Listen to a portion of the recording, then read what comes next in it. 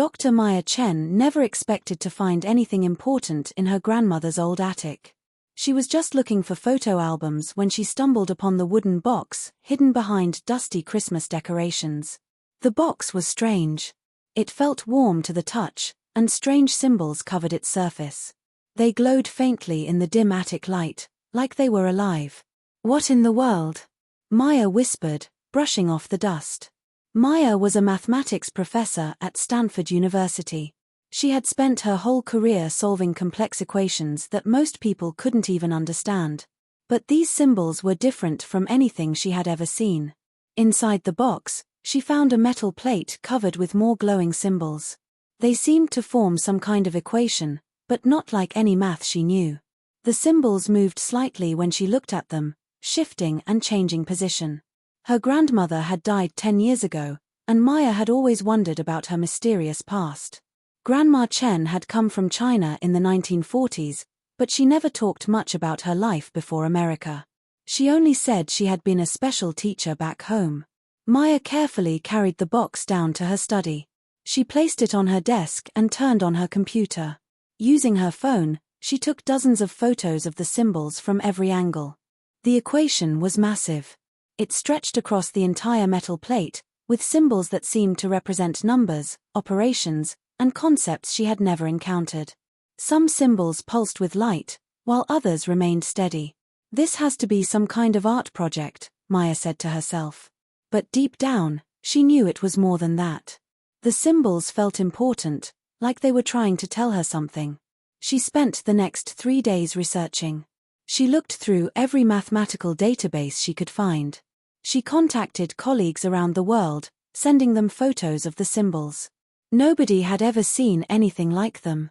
Dr. James Wright, her closest friend and fellow mathematician, came over on Thursday evening to look at the box. "Maya, this is incredible," he said, staring at the glowing symbols. "Where did you say you found this?" "In my grandmother's attic. I have no idea how she got it." James picked up the metal plate carefully. The moment his fingers touched it, the symbols glowed brighter. "Look at this. It's responding to touch." "I noticed that too. It's like the symbols are alive." They spent hours studying the equation. James was an expert in ancient mathematics, but even he was stumped. "These symbols don't match any known mathematical notation," he said. "But look at the structure. It's definitely an equation. See how this part here mirrors that section over there? It's asking for a solution." Maya nodded. She had noticed the same thing. Whatever this equation was, it was waiting for an answer.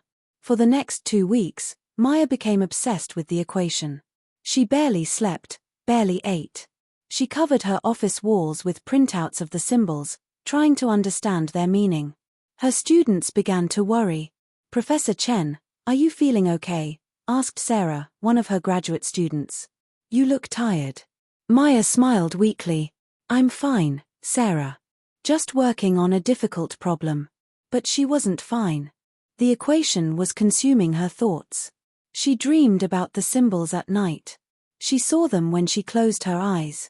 It was like they were calling to her. The breakthrough came on a Tuesday morning. Maya was drinking coffee in her office when she noticed something strange. The symbols on her computer screen were moving differently than before. They were rearranging themselves, forming new patterns. "That's impossible," she whispered. She looked at the original metal plate. The symbols there were moving too, slowly shifting position. It was as if the equation was alive, trying to communicate with her. Maya grabbed her notebook and began writing furiously. She had an idea. What if these symbols weren't just mathematical notation? What if they were instructions? She started treating the equation like a puzzle instead of a math problem. Each symbol might represent an action, not just a number. The glowing ones might be more important than the steady ones. Hours passed. Maya filled page after page with notes and diagrams.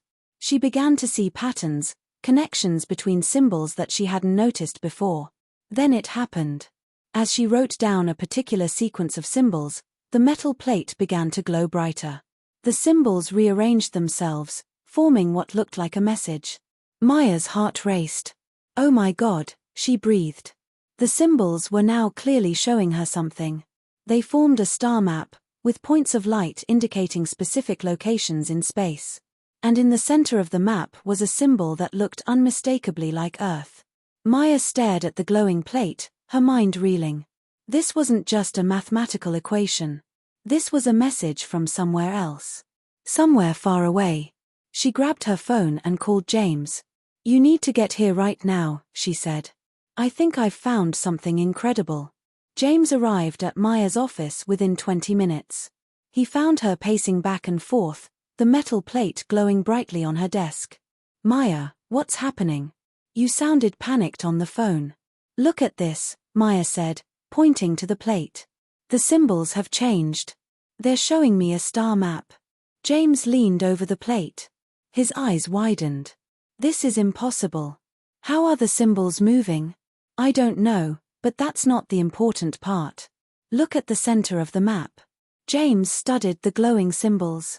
In the middle of the star map was a small blue dot with a symbol that clearly represented Earth. Lines of light connected Earth to other points in the map. "Maya, are you suggesting this is some kind of alien message?" "I know how it sounds, but look at the evidence. These symbols aren't from any human mathematical system. They respond to our touch. They move and change on their own. And now they're showing us a map of space with Earth at the center." James sat down heavily in a chair. "If you're right, this changes everything. But how did your grandmother get this?" Maya had been wondering the same thing. "I think I need to do some research into her past. She always said she was a special teacher in China, but she never gave details." Over the next few days, Maya dove into her family history. She contacted relatives in China, searched through old documents, and even hired a private investigator. What she found shocked her. Her grandmother hadn't been a teacher at all. She had been a scientist working for the Chinese government in the 1940s. According to classified documents that Maya managed to access, her grandmother had been part of a secret team investigating unusual objects that had fallen from the sky. One document mentioned a mathematical artifact of unknown origin that had been found in rural China in 1947. The artifact had been studied by a team of scientists, including Maya's grandmother, before mysteriously disappearing. "The artifact disappeared the same year my grandmother left China," Maya told James. "I think she took it with her when she came to America." "But why? Why would she steal it?" Maya thought about her grandmother's personality. She had been a kind woman, but also very protective of her family. Maybe she knew it was important. Maybe she was protecting it. That evening, Maya sat alone in her office, staring at the glowing equation. She felt a deep connection to it, like it was meant for her to find. Her grandmother had kept it safe for over 70 years, waiting for the right moment. "What are you trying to tell me?" Maya whispered to the symbols. As if responding to her question, the symbols began to glow brighter. They rearranged themselves again, forming what looked like a mathematical proof. But this wasn't just any proof. It was the solution to one of the most difficult problems in mathematics. Maya gasped. The symbols were showing her the answer to the Riemann hypothesis, a problem that had puzzled mathematicians for over 150 years. The proof was elegant, beautiful, and completely correct. But that wasn't all. As Maya continued to study the symbols, she realized they contained solutions to dozens of other unsolved mathematical problems. The equation was like a treasure trove of mathematical knowledge. "This is incredible," she breathed. "Whoever created this new mathematics far beyond anything we've achieved." Maya spent the next week documenting everything the equation revealed. Each day, the symbols would rearrange themselves, showing her new mathematical proofs and solutions. It was like having a conversation with the most brilliant mathematician in the universe. But Maya began to notice something else. The symbols weren't just showing her random mathematical solutions. They were building toward something bigger. Each proof was a piece of a larger puzzle.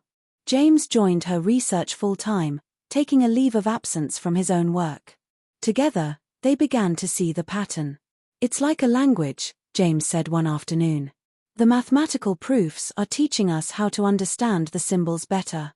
Maya nodded. "And look at this. Every solution the equation shows us is related to space, time, or energy. I think it's trying to teach us about the universe." As if responding to her words, the symbols began to glow again. This time, they formed something that made Maya's heart stop. It was a picture. A clear, detailed image of a planet orbiting a distant star. The planet was covered in cities that gleamed with strange architecture. And walking through those cities were beings that looked almost human, but with larger heads and longer limbs. "My God," James whispered. "It's showing us where it came from." The image changed, showing the interior of what looked like a research facility. Dozens of the tall beings were working at complex machines, their long fingers moving over panels covered in glowing symbols. The same symbols that were on Maya's metal plate. "They're mathematicians," Maya realized. "These beings are showing us their work." The image changed again. Now it showed the beings working on Maya's equation. They were struggling with it, spending what looked like years trying to solve it. The image showed them growing old, their bodies becoming frail, but still working on the problem. "They spent their entire lives on this equation," James said quietly. "And they never solved it." Maya felt a chill run down her spine. But why are they showing this to us? Why send the equation to Earth? The answer came immediately. The symbols rearranged themselves to show a final image. It was Earth, but not as it existed now. It was Earth as it might be in the future, with cities that sparkled with clean energy, with forests that were green and healthy, with oceans that were clear and blue. And in the center of the image was the equation, solved and complete. "They're asking for our help," Maya whispered. "They need us to solve this equation." Word of Maya's discovery began to spread through the academic world. Despite her attempts to keep the research secret, colleagues began asking questions. The mathematical proofs she had published were too advanced, too perfect to ignore. Dr. Robert Harrison, the head of the mathematics department, called Maya into his office on a Monday morning. "Maya, I need to know what you're working on," he said, his face serious. "The proofs you've published in the last month are revolutionary. Where are they coming from?" Maya had prepared for this moment. "I'm working on a new approach to mathematical problem solving. I can't reveal my methods yet, but I promise you, everything I'm doing is legitimate." Dr. Harrison leaned back in his chair. "Maya, I've known you for 10 years. You're brilliant, but these proofs are beyond anything I've ever seen. Are you working with someone else? Another institution?" "No, sir. I'm working alone, with some help from Dr. Wright." "Maya, the mathematical community is buzzing about your work. People are calling it the greatest breakthrough in centuries. But they're also asking questions. How did you solve the Riemann hypothesis? How did you prove the Goldbach conjecture? These are problems that have stumped mathematicians for generations." Maya felt the weight of the secret pressing down on her.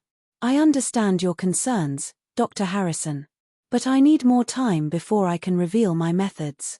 That evening, Maya and James sat in her office, staring at the glowing equation. The pressure was building. Other mathematicians were demanding answers. The media was starting to pay attention. And government agencies were beginning to ask questions. "We can't keep this secret much longer," James said. "People are getting suspicious." Maya nodded. "But we're so close to solving it. The equation is showing us more each day. I think we're almost there." She was right. Over the past week, the symbols had been guiding her toward the final solution. The equation was like a massive puzzle, and she could feel herself getting closer to the last piece. But that night, something happened that changed everything. Maya was working late in her office when she heard a sound outside. She looked out her window and saw black cars pulling up to the building. Men in suits were getting out, walking toward the entrance. "James," she whispered into her phone. "Government agents are here. We need to move the equation." "What?" "Maya, what's happening?" "I don't know, but we can't let them take it. Meet me at the back entrance in 5 minutes." Maya quickly packed the metal plate into her bag. She grabbed all her research notes and her laptop. As she headed for the back door, she could hear voices in the hallway. "Dr. Chen? We need to speak with you." Maya's heart raced. She slipped out the back door and found James waiting in his car. "Drive," she said, jumping into the passenger seat. As they pulled away from the building, Maya could see the agents entering through the front door. They had been just minutes away from losing everything. "Where do we go now?" James asked. Maya thought for a moment. "My grandmother's house. It's where this all started. Maybe it's where we need to finish it." Maya's grandmother's house was a small, cozy home in the suburbs. Maya still had the keys, and the house had been empty since her grandmother's death. It was the perfect place to hide while they worked on the final solution. They set up their equipment in the living room, placing the metal plate on the coffee table where Maya's grandmother used to serve tea. The symbols glowed softly in the dim light, as if they were happy to be back in their original home. "The government must have been monitoring our communications," James said. "They know we have something important." Maya nodded. "But they don't know what it is. And they don't know we're this close to solving it." She was right. The equation was almost complete. The symbols had been guiding her step by step, teaching her their mathematical language. Now she could read them like words on a page. "Look at this," Maya said, pointing to a section of the equation. "This part is asking for the relationship between space and time. And this part is about energy and matter." James studied the symbols. "It's like a unified theory of everything. The equation is trying to describe the fundamental nature of reality." Maya felt a surge of excitement. That's exactly what it is. The alien mathematicians were trying to understand the universe at its most basic level. And they almost succeeded. She began working on the final calculations. The symbols glowed brighter as she wrote, as if they were encouraging her. Each step brought her closer to the solution. Hours passed. Maya filled page after page with calculations. The equation was incredibly complex, involving mathematics that didn't exist in any human textbook. But somehow, she understood it all. "Maya," James said softly, "look at the plate." Maya looked up. The metal plate was glowing brighter than ever before. The symbols were moving rapidly, rearranging themselves into new configurations. It was like they were excited, anticipating the solution. "I think I've got it," Maya whispered. "I think I know the answer." She wrote down the final calculation. The moment she completed it, the metal plate blazed with light. The symbols swirled and danced, forming new patterns that were beautiful beyond description. And then, suddenly, the room was filled with light. Maya and James shielded their eyes. When the light faded, they were no longer alone. Standing in the living room were three tall beings, just like the ones Maya had seen in the equation's visions. They were about 7 feet tall, with large heads and long, graceful limbs. Their skin was pale blue, and their eyes were large and kind. "Do not be afraid," one of them said, its voice echoing directly in Maya's mind. "We have been waiting for you." Maya found her voice. "You're the mathematicians. The ones who created the equation." "We are indeed. We have been searching for someone who could solve our greatest problem. You have succeeded where we failed." James stepped forward. "Why us? Why humans?" The being that had spoken smiled gently. "Because you think differently than we do. We approached the equation with logic and calculation. But you approached it with intuition and creativity. You saw patterns that we could not see." Maya felt tears in her eyes. "What does the equation mean? What is it for?" "It is the key to understanding the universe," the being replied. "With this equation, any species can unlock the secrets of space and time. They can travel to distant stars, harness unlimited energy, and live in harmony with the cosmos." "But why are you giving this to us?" Maya asked. "Because your species is ready. You have the intelligence to understand it and the wisdom to use it well. We have been watching Earth for many years, waiting for the right moment." The being gestured to the metal plate. "Your grandmother was chosen to keep the equation safe until the right person could solve it. She was a guardian, protecting it for future generations." Maya understood. Her grandmother had carried this responsibility her whole life, never knowing who would eventually solve the equation, but trusting that someone would. "What happens now?" James asked. "Now, you share the solution with your people. But slowly, carefully. Humanity is not ready for all the knowledge at once. Use your wisdom to guide them. The beings began to fade, their forms becoming translucent. We will be watching, their leader said. And when you are ready, we will welcome you to the community of star-traveling species. 6 months later, Maya stood before the United Nations General Assembly. The Great Hall was packed with representatives from every nation on Earth. The media was broadcasting the event to billions of people around the world. Maya looked out at the sea of faces, all waiting to hear about the discovery that would change humanity forever. In her hands, she held the metal plate, its symbols glowing softly in the lights of the assembly hall. Ladies and gentlemen, she began, I am here to share with you the greatest discovery in human history. She told them about the equation, about the alien mathematicians who had spent their lives trying to solve it, and about the solution that would unlock the secrets of the universe. The reaction was mixed. Some people were excited, seeing the possibilities for clean energy and space travel. Others were frightened, worried about the implications of contact with alien civilizations. But Maya had expected this. She had spent months preparing, working with governments and scientists around the world to create a plan for sharing the knowledge responsibly. We will not release all the information at once, she explained. We will start with the applications that can help solve our most pressing problems. Clean energy to fight climate change. Advanced medicine to cure diseases. Better transportation to connect our world. The plan was already in motion. Teams of scientists were working on the first applications of the equation. Within a year, they had developed clean energy sources that could power entire cities. Within 2 years, they had cured cancer and other diseases that had plagued humanity for centuries. But Maya knew this was just the beginning. The equation contained knowledge that would take humanity decades to fully understand and implement. She often thought about her grandmother, who had carried the secret for so many years. Maya had inherited more than just an equation. She had inherited a responsibility to guide humanity into a new age. James continued to work with her, helping to oversee the research projects around the world. They had become the unofficial guardians of the alien knowledge, making sure it was used for good. Do you ever wonder if we made the right choice?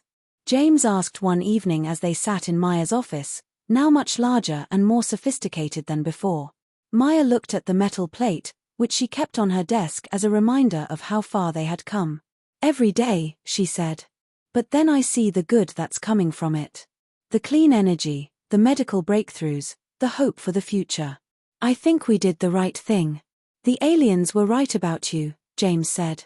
You had the intuition to solve their equation. But more importantly, you had the wisdom to know how to use it. Maya smiled. I had help. From my grandmother, from you, from the aliens themselves. None of us could have done it alone. As she spoke, the metal plate began to glow gently.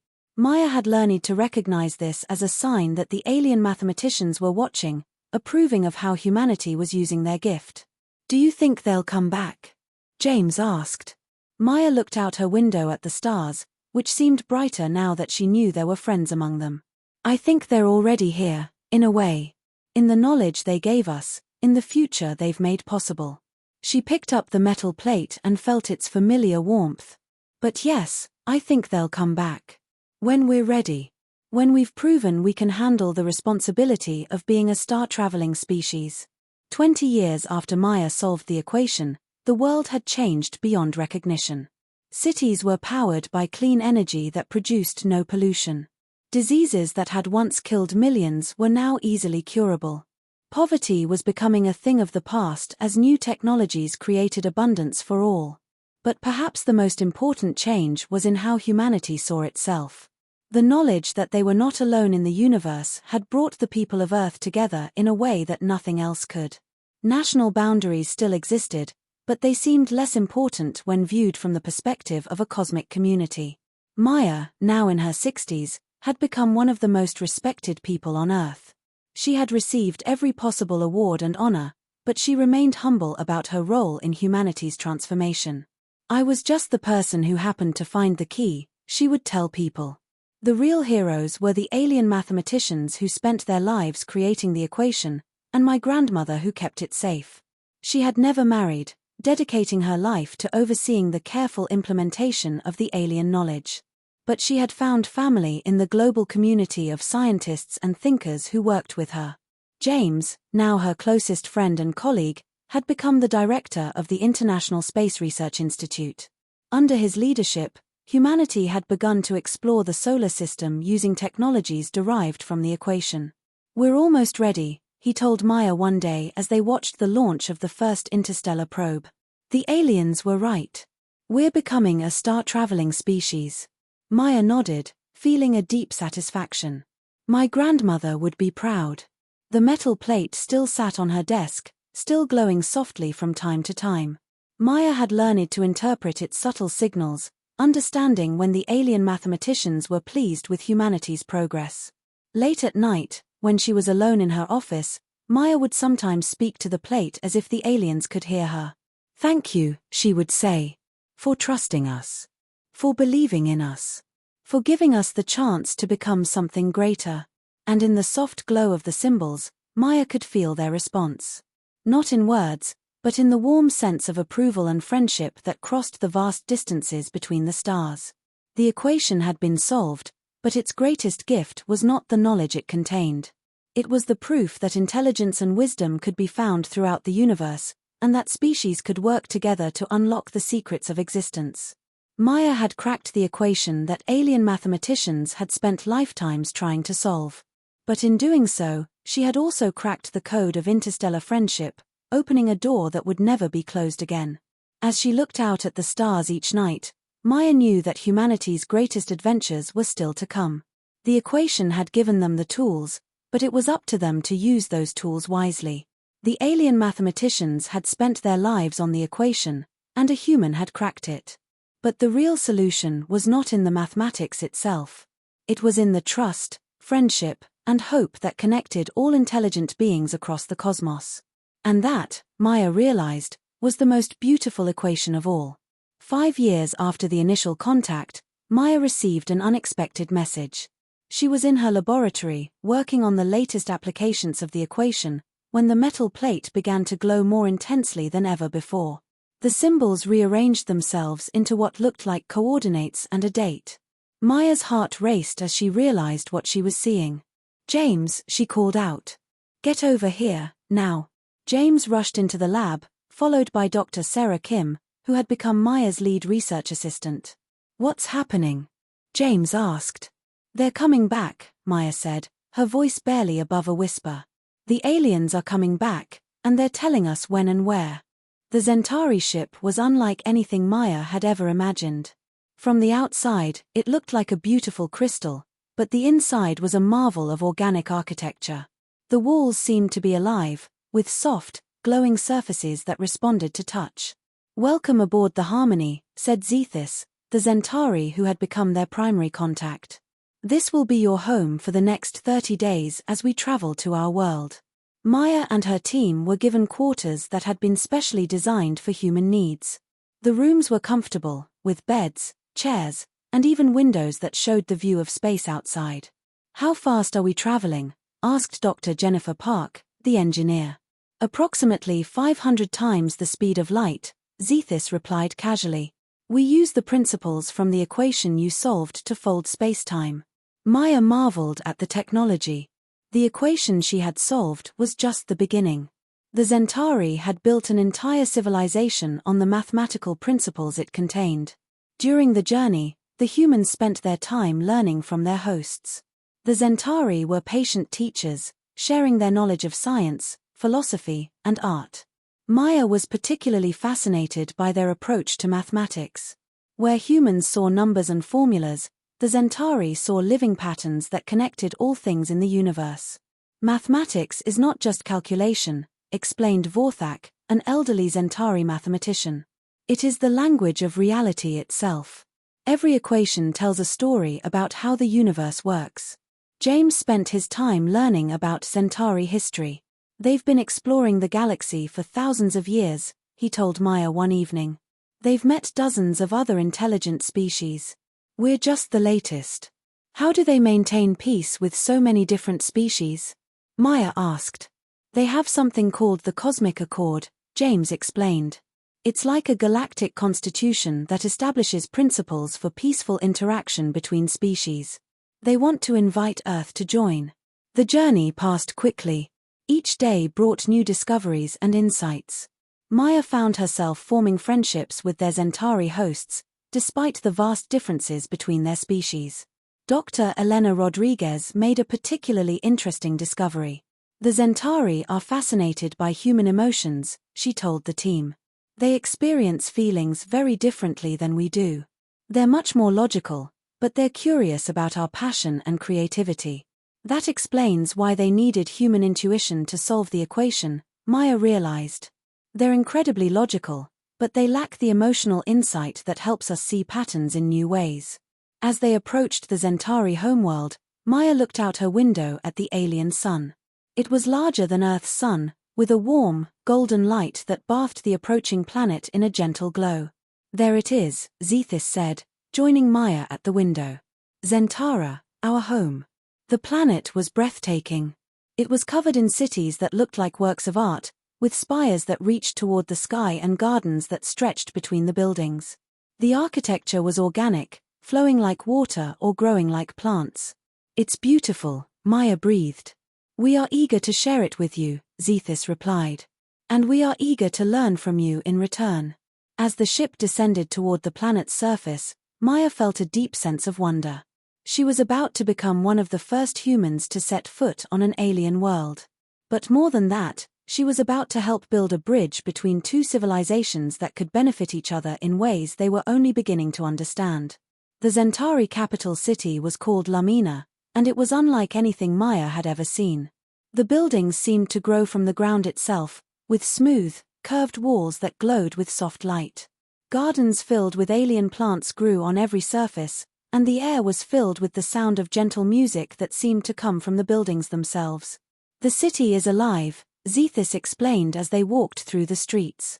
The buildings are grown from a special material that responds to our needs. They provide light, temperature control, and even nutrition. Maya marveled at the technology. The Zentari had solved problems that humans were only beginning to understand. But as she looked around, she realized something important.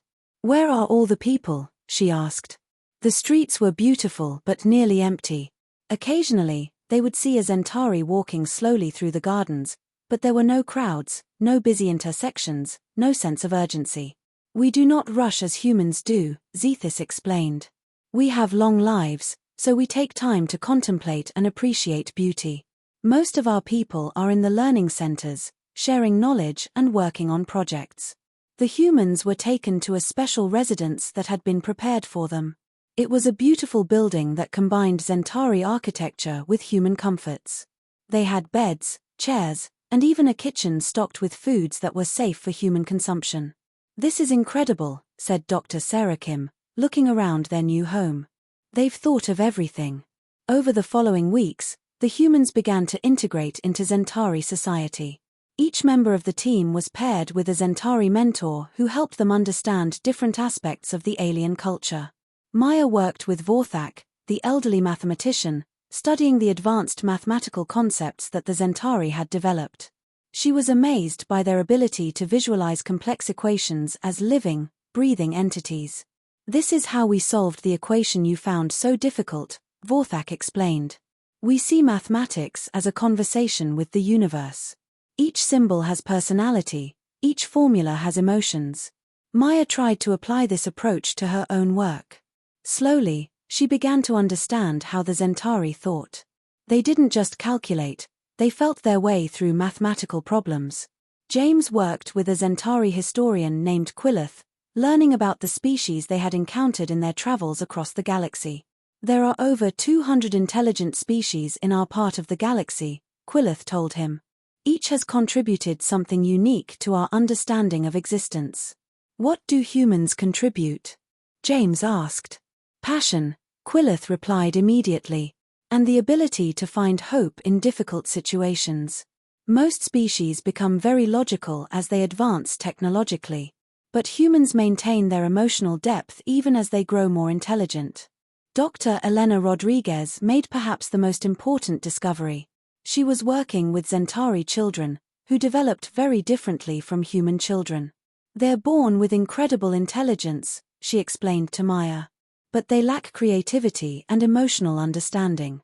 They need to learn these things from other species. So that's why they're so interested in us, Maya realized. We have something they need. Elena nodded. And they have something we need. Their logical approach to problems could help us solve issues that our emotions sometimes make difficult. As the months passed, Maya began to see the beauty of this cultural exchange. The humans were learning advanced science and technology, while the Centauri were learning about human creativity and emotion.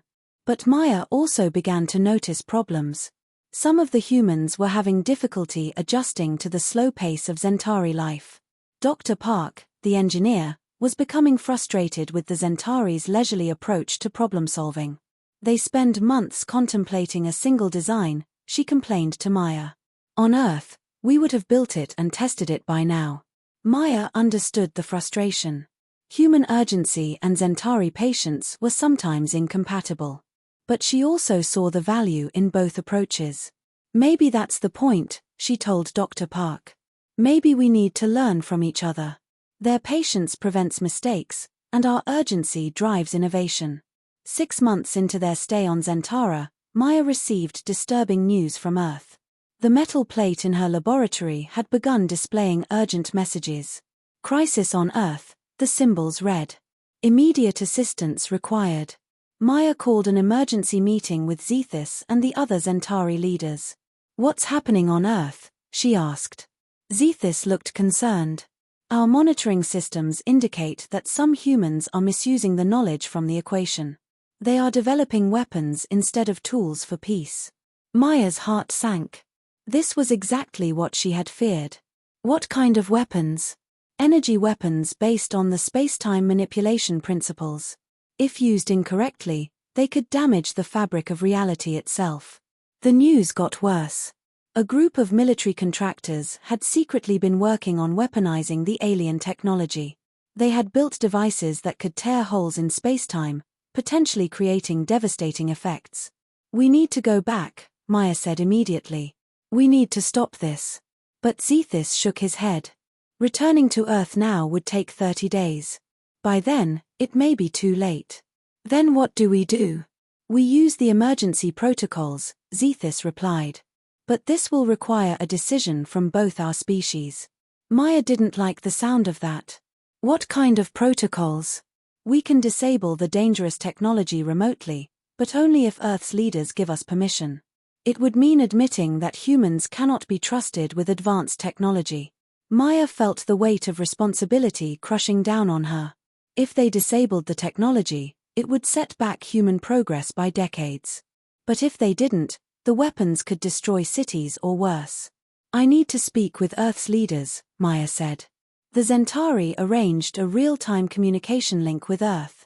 Maya found herself on a video call with President Martinez, Secretary-General Okafor, and other world leaders. Dr. Chen, we're facing a crisis, President Martinez said without preamble. A private military company has built weapons based on the alien technology. They're threatening to use them if we don't meet their demands. What are their demands? Maya asked. They want control over all alien technology. They want to be the sole distributor of the advanced knowledge. Maya felt sick. Mr. President, the Centauri can disable the weapons, but they need permission from Earth's governments. What would that mean for our relationship with the aliens? Asked Secretary-General Okafor. Maya looked at Zethys, who nodded for her to speak freely. It would mean admitting that we're not ready for unrestricted access to advanced technology. The Centauri would help us, but they would limit what knowledge they share until we prove we can handle it responsibly. The world leaders debated for hours. Some argued that accepting alien help would make humans look weak. Others argued that preventing a catastrophe was more important than pride. Finally, President Martinez made the decision. Dr. Chen, please tell the Centauri that we accept their help. We give them permission to disable the weapons. Maya felt a mixture of relief and sadness. Humanity had taken a step backward, but it was the right thing to do.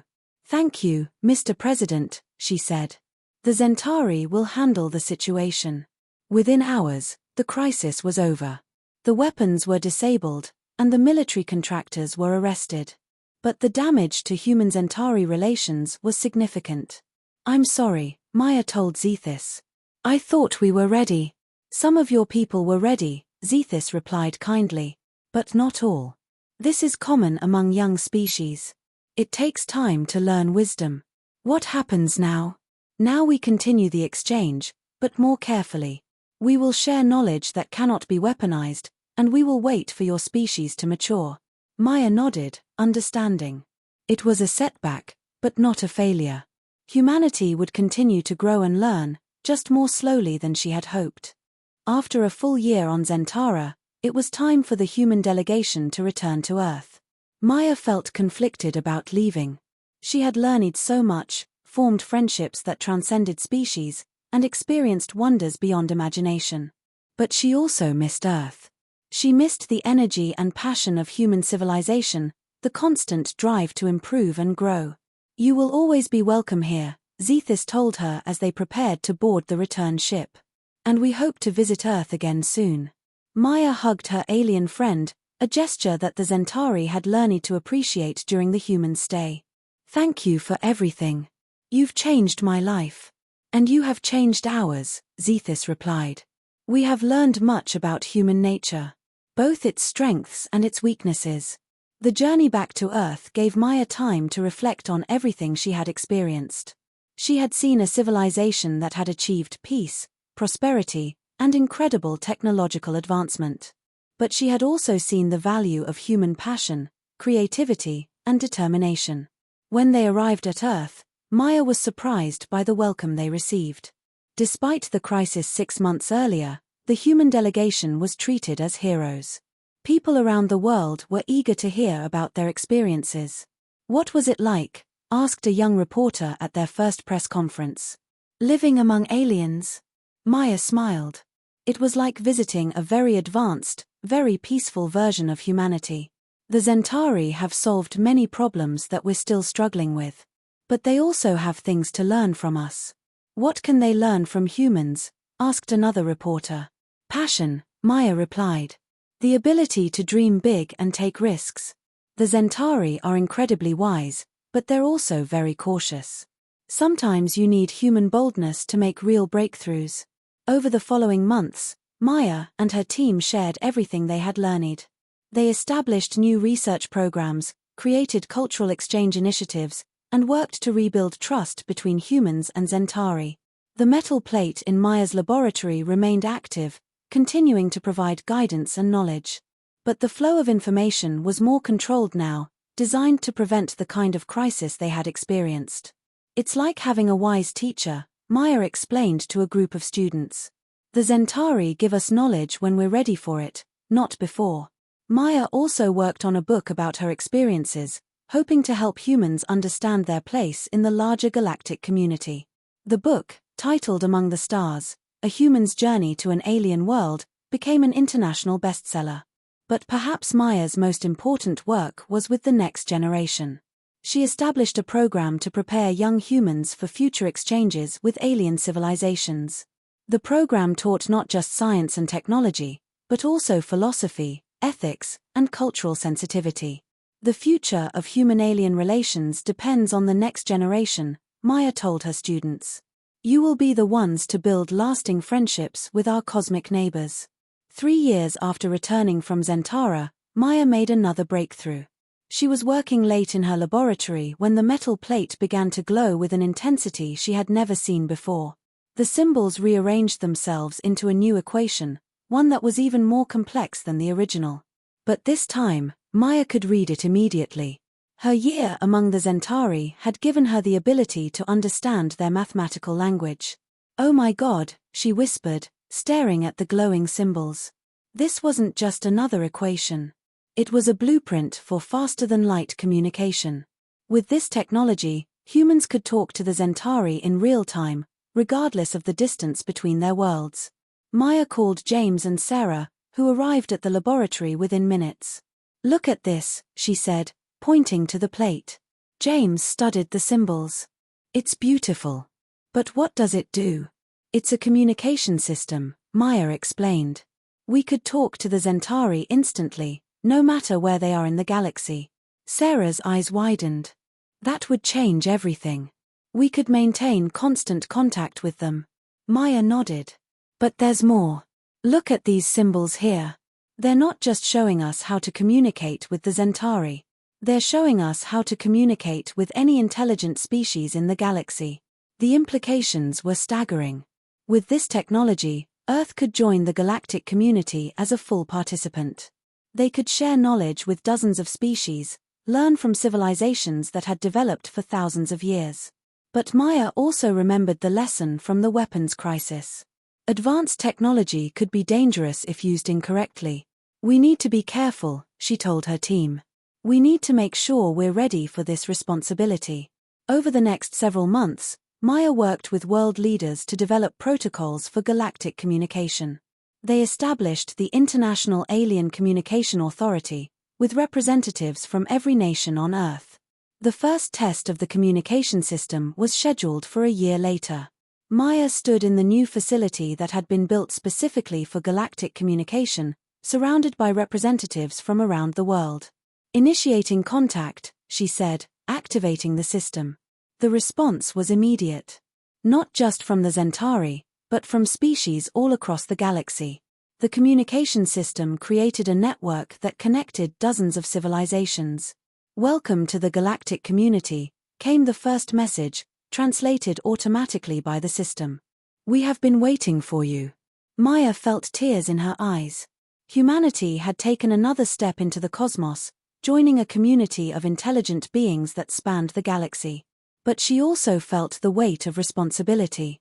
Earth was now part of something much larger than itself.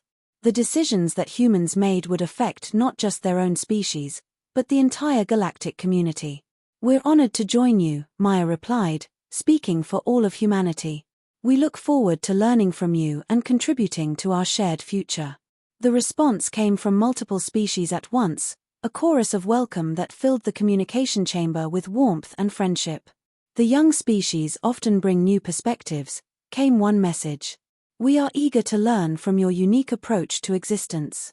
Maya smiled. Humanity had found its place among the stars, not as the most advanced species, but as a species with something valuable to contribute.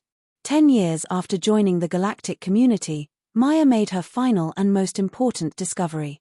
She was now in her 70s, her hair silver and her face lined with years of wonder and discovery.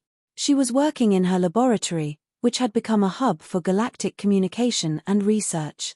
The metal plate, now permanently installed in a place of honor, had continued to provide guidance and knowledge. But on this particular day, it showed her something that took her breath away. The symbols arranged themselves into a pattern that was both equation and star map. It showed the location of something that the galactic community had been searching for thousands of years. The origin point, Maya whispered, understanding immediately. According to galactic legend, there was a place where the first intelligent species had developed the mathematical principles that governed the universe. It was thought to be a myth, but the equation was showing Maya that it was real. She activated the galactic communication system. This is Dr. Maya Chen on Earth. I need to speak with the Galactic Council immediately. Within minutes, representatives from dozens of species were connected to the communication network. Maya shared what she had discovered. The origin point is real, she announced. And the equation is showing us how to find it. The response was immediate and overwhelming. Species that had been searching for the origin point for millennia were suddenly filled with excitement and hope. Dr. Chen, came a message from the Centauri. Are you certain about this discovery? I'm certain, Maya replied. But finding it will require cooperation from every species in the galactic community. The journey will be dangerous, and we'll need to work together. And so began the greatest adventure in galactic history. A joint expedition was organized, with ships and crew members from every species in the community. Maya, despite her age, was chosen to lead the expedition. The journey took 2 years. They traveled to the edge of the galaxy, following the mathematical clues that the equation provided. Along the way, they encountered wonders beyond imagination, stars that sang in mathematical harmonies, planets where the laws of physics worked differently, and ancient ruins left by civilizations that had vanished long ago. Finally, they reached their destination. The origin point was a system of 3 stars orbiting around a central point that seemed to bend space and time. And in the center of that system was a structure that defied description. It was massive, clearly artificial, and covered in the same kinds of symbols that Maya had seen on the metal plate. But these symbols were alive, moving and changing in patterns that created new mathematical truths with every moment. "It's beautiful," Maya breathed, staring at the structure through the ship's viewing port. "It's the source," came a voice from one of the other ships. "The place where mathematics was first understood and codified." The expedition spent months studying the origin point. They learned that it had been created by the first intelligent species to achieve galactic civilization. These beings had encoded their knowledge into the structure itself, creating a library of mathematical truth that would endure for eternity. But the most important discovery was not about the past. It was about the future. The origin point showed them that the universe was still growing, still developing new mathematical principles. And it would be the job of the galactic community to discover these principles and use them to help the universe evolve. "We're not just explorers," Maya realized. "We're gardeners.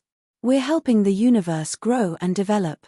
On the journey back to Earth, Maya reflected on everything she had experienced.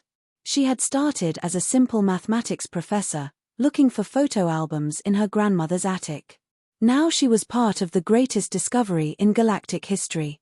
But she also realized that this was just the beginning. The universe was vast and full of mysteries.